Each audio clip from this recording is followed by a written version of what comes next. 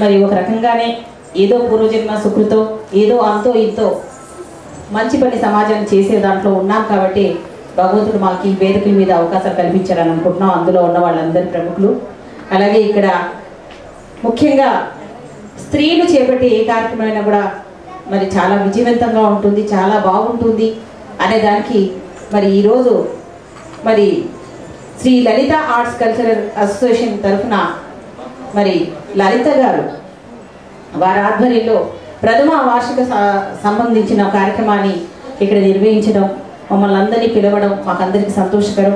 అలాగే మీ అందరూ కూడా ఇక్కడ విచ్చేసినందుకు మీకు కూడా నేను మనస్ఫూర్తిగా మరి నమస్కారాలు తెలియజేస్తున్నాను. చూపించాలనేదే నా కోరిక.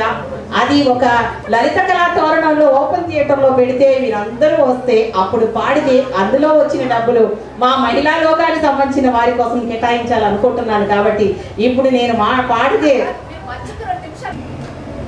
చాలా వరకు కూడా చాలా ఇష్టం నాకు. ఆవిడ గారి నటనన్నా పాత పాటలన్నా చాలా ఇష్టంగా పాడుతూ ఉంటాను.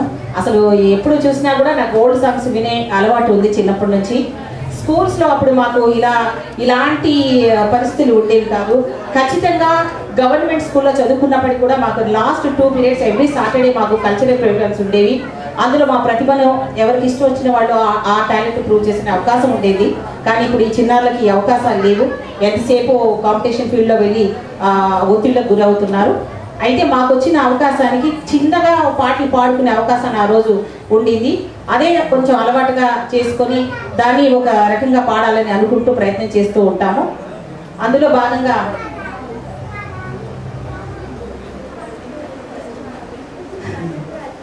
రావోయి చందమామ మా వింతగా